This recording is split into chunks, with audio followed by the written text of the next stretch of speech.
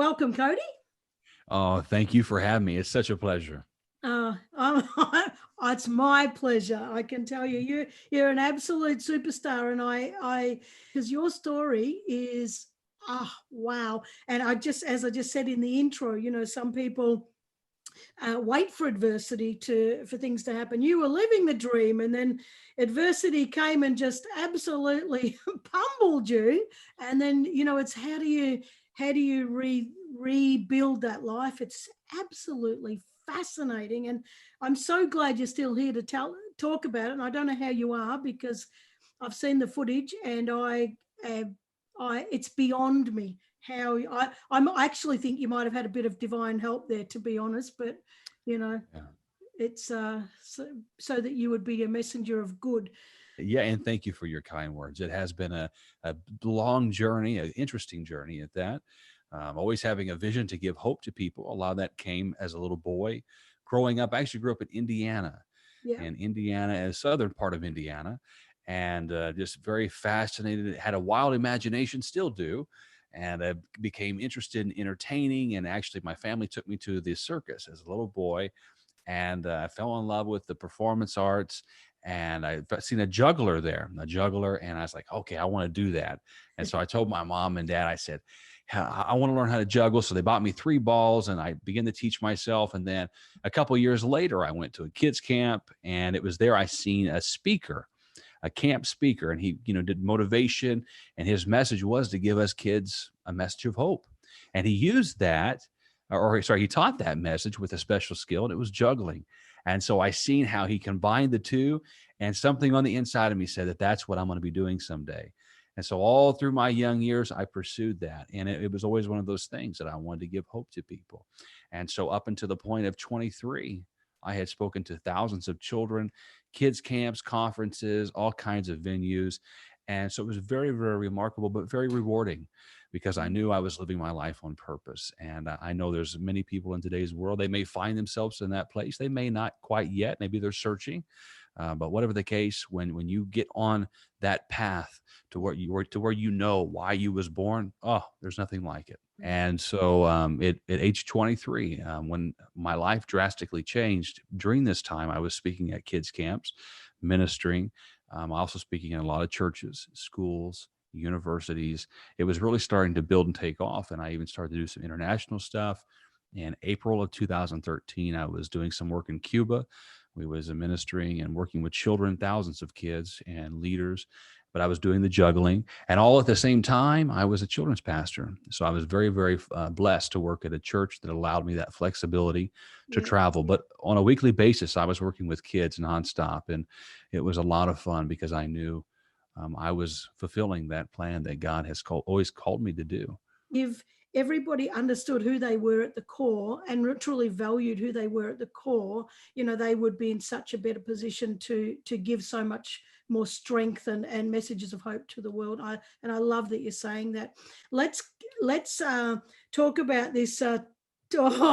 Age 20. I keep saying, and I tell you what, guys, the reason I keep saying this is because you've got to go follow Cody on Instagram. I'll give that at the end. But anyway, it's just Cody. I think it's the Cody Byrns. Yeah, the Cody Byrns with a Y. And go and follow him on Instagram. And there's a clip on there, a news clip of what he's about to talk about. And you will sit there with your mouth open like I have. I've watched it several times. And all I can say is I do not know how he's still alive. So, Cody, tell us about that accident that absolutely changed your life. Yes, yes. And so, as I shared, working with children, fulfilling that call that I always believed I'm here on this earth to do, and I knew that it was going to be more than just adults. More than just children. It was going to be adults and teenagers, and I knew it was going to be international. And so I was on that plan, fulfilling that vision that I had for my what I believe God had given to me. But at age 23, working at the church, amongst doing all these things, life has really taken off. It was May 31st. It was May 31st, 2013. And I was driving on a Highway 41 in Indiana. And I was headed back to my church office. And I was stopped at a red light on the highway. and I was rear-ended by a refrigerator box truck that was going full highway speed Oh, and about 60, 65 miles per hour. It showed no signs of stopping. And so everything that I share about this is strictly from police reports, first responders. And so I don't remember anything. I just remember driving and then everything goes black, almost as if I didn't exist. It's very difficult to explain. mm, And the next thing I know is I'm coming to out of a coma, out of life support 3 weeks later. But what I am told is that I was stopped at this red light, hit by the box truck. When the box truck hit my car, now I was in a Dodge Durango, and there are images online that people can see, as well as the video footage that you had mentioned. And the sheriff's department took hundreds of these. And I'm so glad that they did, because it would be very difficult to explain mm, what happened to me without having those images. And I'm mm, still just amazed to see that, to think that I survived such an incident. mm. And so my car blew up into a big fireball. And there was actually a van in front of me, and it was like a ripple effect. So when the truck hit my Dodge blows up, but it also pushed the van that was in front of me into one side of the intersection, and mine went into an embankment. And so it was there when the first responders arrived on the scene. They said it's a fatality. They had then called the coroner, and they had just assumed I was dead just by the looks of it. And if you see those images, you can Yeah. understand as to why. Mm, And so the person that was in the van, they was helping them out. Fortunately, they were okay. But I, on the other hand, was left for dead until they saw my hand move. And there are images online where you can actually see yeah. my hand on the steering wheel. Yeah. And it was that little bit of movement that changed everything for me. And so I always talk about, what can a little bit of movement Mm, do for us in our situations? And, in that moment for me, I believe with all my heart, God came to my rescue. mm. I don't remember none of it, but the firefighters and the police, they all said I was talking to them. I told them Wow. who I was, where I worked, everything. Wow. I don't remember none of it. And so it's amazing how the body works. Mm. But they got me out, and they put me, it took them an hour to get me out of this thing. Oh, They put me on a stretcher. They life flighted me to the burn unit in Indianapolis, Indiana. And it was there where I was placed into the coma on full life support. I had severe burn injuries. I was in critical condition. I, couple different times, what my family shares is that they came very close to losing me. And I had a blood infection. I had two types of pneumonia. I mm. had fought all kinds of different infections, and I had broken vertebrae, and then I Oh, had the severe burn injuries, and that was the most critical with this incident. My face had second degree burns, which second degree does not scar, and mm, then I had third degree and fourth degree burns. mm. I never knew there was such a thing as a No. fourth degree burn, but they exist. And what that is, it burns through all of your fat cells down to bone and muscle. And Oh, in some cases, it requires amputation. And so my injuries were on my arms, my hands. I have some on my left side, my lower back, my entire left leg, and my right foot. And my right leg has some third degree scars. And so it was very, very intense. 40% total body surface level was damaged. And so it was a long, long recovery. I was in the burn unit for 2.5 months. And then I had to go to a rehabilitation center where I was constantly monitored by nurses and doctors. It was an in-stay. I had to relearn to walk. I had to relearn to use my hands, use the restroom on my own, all the basics. And then I had to do another almost 2 years of nonstop outpatient physical and occupational therapy and many, many surgeries. It was a long, long road to recovery. And I still have to monitor my scars, but I am now, as what the doctors would say, recovered as I can be. And, mm, but this whole experience, it has really taught me a lot about life mm, and really put me on that path to further enhance the vision that I always had for myself, and that was to mm. give hope. That's incredible what you're saying, that you were speaking to them, and yet for you, everything was black. And it is incredible what the body can do, to I don't know, as a coping mechanism, just to get us Mm. through a particular situation. Do you ever lie in bed and ever just really reflect on that moment that your hand moved and thought, Mhm. wow, what if it didn't? Do you ever think about that? Oh yeah, absolutely. I mean, because we and I think this side of heaven, I'll never fully know what happened in that moment. And Mm, the body is very fascinating how it does it mm, copes, and it's survival. It goes to yeah. survival mode, so to speak. And so I wonder about that. And if Mm, in the fire department they told me, they said, Cody, if we hadn't seen your hand move, we know that you would have burned up that day. It would have mm, been we wouldn't have we would have it would have taken them more time. They would not have rushed to, I mean, they rushed to the scene, obviously, but it wasn't, they knew the other person in the van in the vehicle in front of me, she was fine. yeah, But they wanted to help her because they yeah, just yeah. already assumed I was dead. And also too, they're wanting to protect themselves and so forth. But they told me, they said that movement, it really did. It made a difference. And so actually, all the fire department, everyone, the men and the women that served that day, I've gotten to talk with all of them, and it still brings a lot of them to tears, and it's Mm, impacted each of their lives drastically. And the chief firefighter, he still to this day, he says that was the greatest, most powerful recovery in my whole career. And in our wow. hometown in Indiana, that made the news. It made the records for one of the most Mm, intense, severe crashes they ever encountered. And it's quite remarkable to see mm. where I am today versus what had happened to me. When you came out of the coma, what do you remember? Do you remember pain? Do you remember confusion? Where am I? What happened to me? Yeah, that's a great question. I'm glad you asked that, because I always share the story about my mother, and specifically my whole family. We're all very, very close, and even still to this day. And my mom, I remember her telling me specifically whenever I came to, Cody, you've been in a very bad car accident. Your vehicle was hit by a box truck. Your car exploded into flames. You have severe burn injuries. You're here in the burn unit in Indianapolis. Your recovery, it's not going to be an easy journey. But no matter what, and these words are powerful, no matter what, do not lose sight of your vision.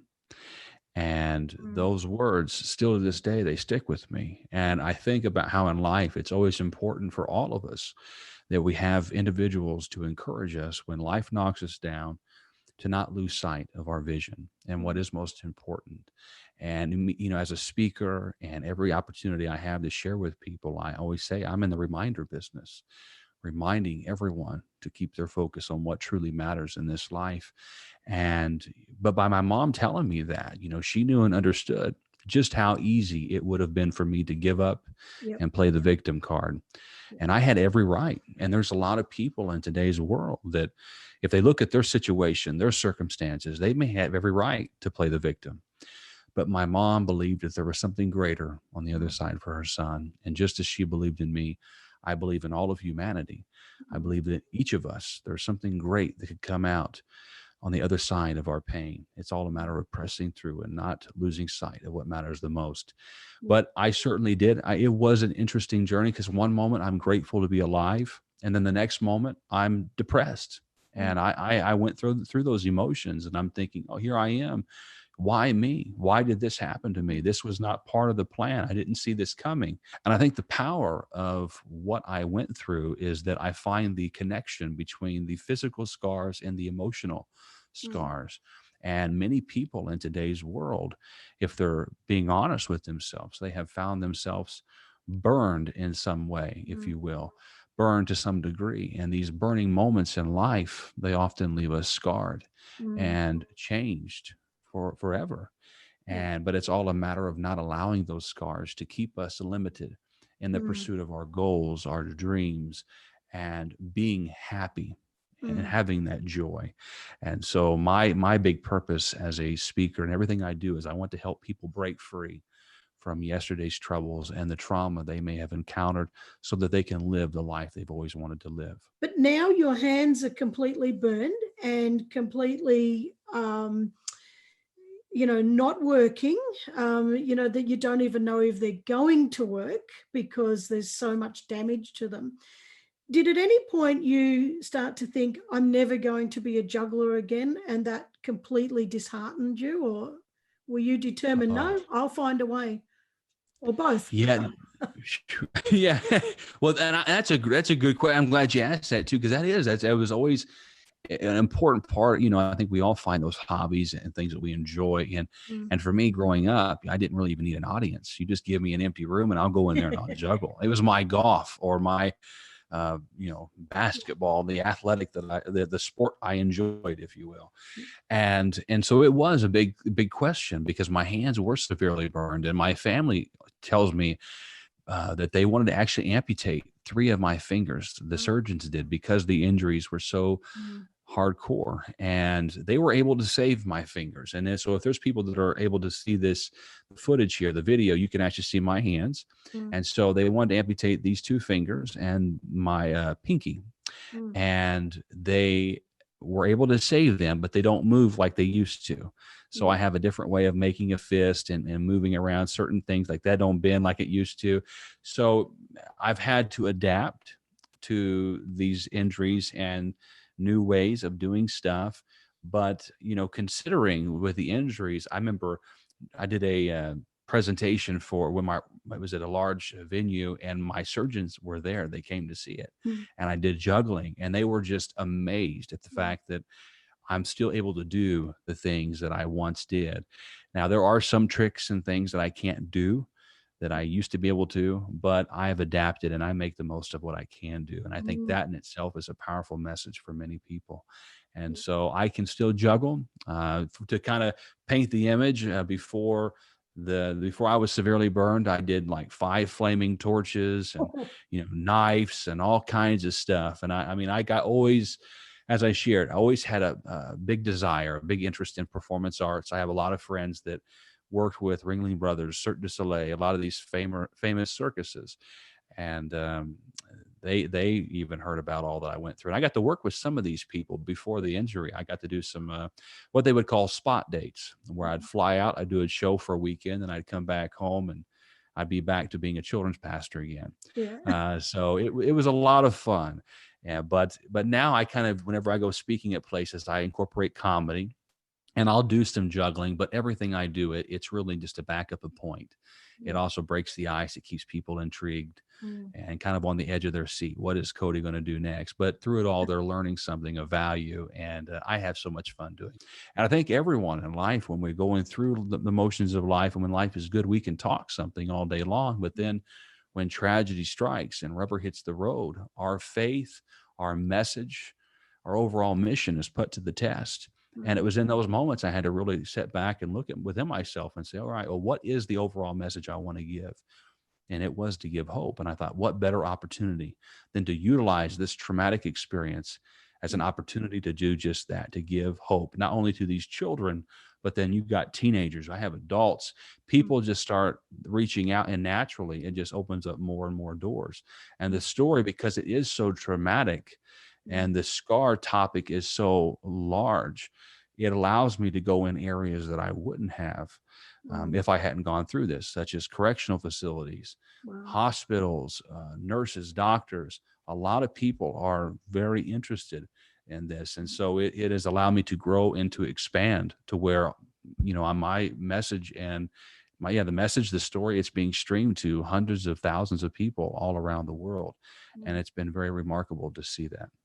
You're the author of the best-selling book, Scar Release. Tell us, did you ever imagine you would write a book? And what was the catalyst that you said, well, that's it, I'm going to write a book? Because Yes. And that's a good question. So I have a copy of it, and it's Scar Release, Breaking Free of Yesterday's Troubles. yeah. And I never really did quite see myself as writing a book, to be honest with you. But then, like I said, all these mentors and people, they just naturally say, Cody, you need to write something. Yeah. And it's not a very big book, but it has been it's had great responses. And I do see myself writing more in the future, but it's been a definite growing experience Mm. and very therapeutic in ways, just to write out the story and what I can remember from this experience. But I also want to write it in a way where it's not about me. It's truly about connecting with the reader and finding the metaphors and the analogies to really connect with them to hit home in their life and their situation. And Mm. so the whole title Scar Release, it's actually named after a surgical procedure that they do on burn survivors. And as a burn survivor, I have contracture scars. And it's after they do skin grafts, they put it on, and then as the skin heals, it forms contracture scars. When a contracture scar occurs over the top of a joint, it can limit the mobility of that joint. And I always share the story of how I was going in. The therapist, they would work with my hands, trying to get my hand just to make a fist was very, very challenging. And my web spaces had contracted to the point where I couldn't even stretch it out to hold on to a bottle of water. And I had to go in and they had to do surgery on me. The surgeons assessed me. They were also plastic surgeons. And so they said, we're going to need to do a surgical contracture release, or otherwise known as a scar release. And what that is, they go in and they cut the scar at the root, and Oh. it allows you to be mobile again. So it frees you up. But Mm. a scar release procedure does not remove the appearance of a scar. It allows the mobility to move Mm. with the scar. And so I take that and I connect it to everyone in life. There's many people that have had Mm. scars occur in different joints. Maybe it was in childhood, maybe it was in their marriage, a bad business deal, whatever it may Mm. be. And if they're not careful, those scars can contract Mm. and keep them limited in their everyday life. And my whole point of that being is get to the root of the situation, find whatever it is that's keeping you Mm. immobile and address it. Maybe you need to forgive somebody. Maybe you need to learn to love yourself despite the scars that you carry, because scars, they are permanent. Mm. We can't escape them, whether they be physical or emotional, but it's all a matter of not allowing those scars to keep us from the blessings of today. Mm. And so I think that's ultimately the message I wanted to get out of that. And so it's had a great response, and Mm. I, um, I hope and pray that it encourages a lot of people, and it has been. Do you think all of this happened to you or for you? That is a great I'm question, full of and great questions. Yeah. I love that. No, that is so powerful, and it reminds me. So one of my mentors, he passed back in 2019. Dr. Sean Stevenson, Mm. an amazing speaker, and did a lot of great things. But he always said, actually, on his deathbed, his whole motto was that this is happening to or for me and not to Mm. me. Mm. And on his deathbed, he had fragile bone disorder. He was only 3 foot tall his whole life, and he ended up passing because of a head injury. He had fell out of his wheelchair and broke his skull.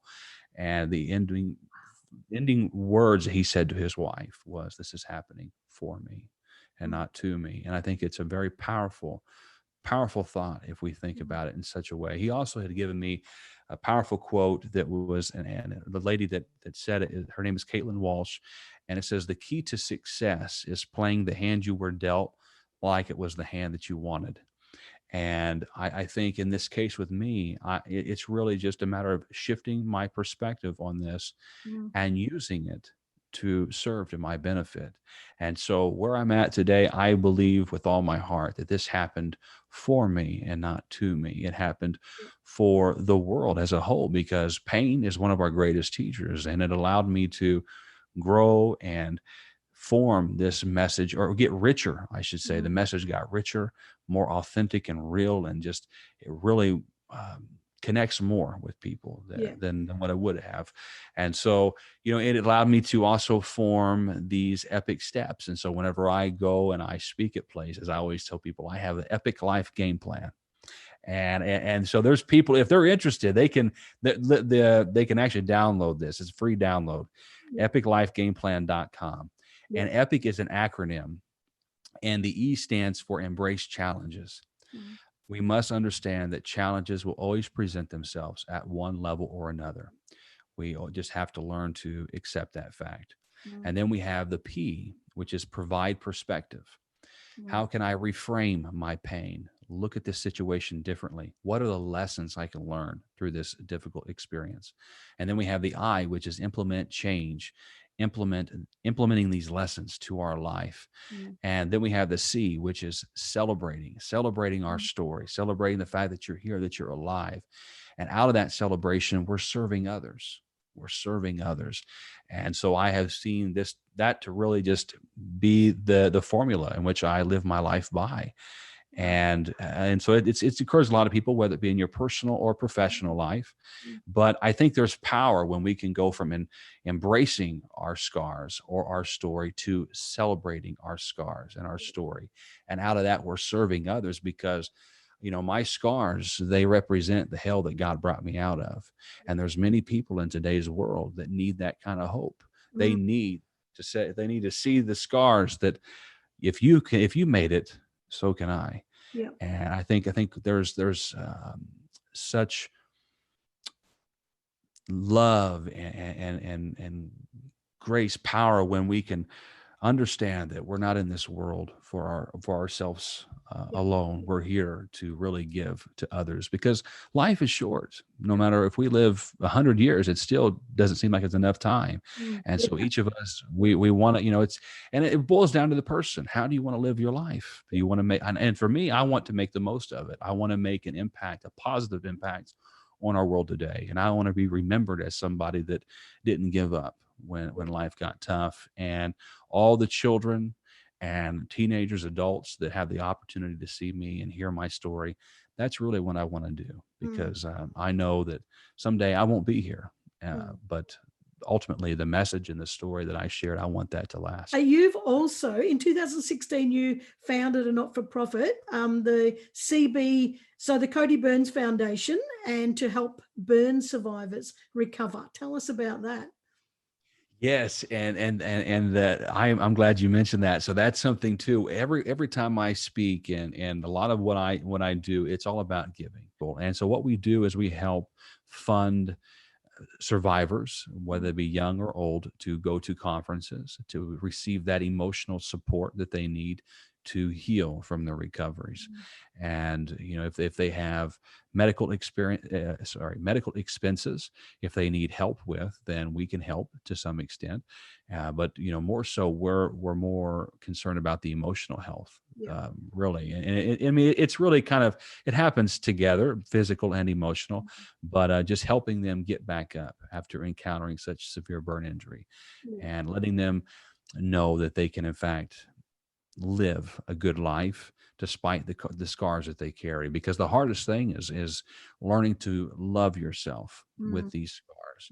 And there's a lot of survivors, they may have body parts that are amputated, their face may be scarred, and they're learning to love this new identity and the acceptance from others. It's very, very challenging. And so I really, to me, that's my heart, and I want to encourage them to love themselves and know that no matter what, they can live a happy life. There is hope. So we help fund and do those things just like that. And I'm also looking into doing stuff internationally. There's a burn unit in South Africa I'd love to work with.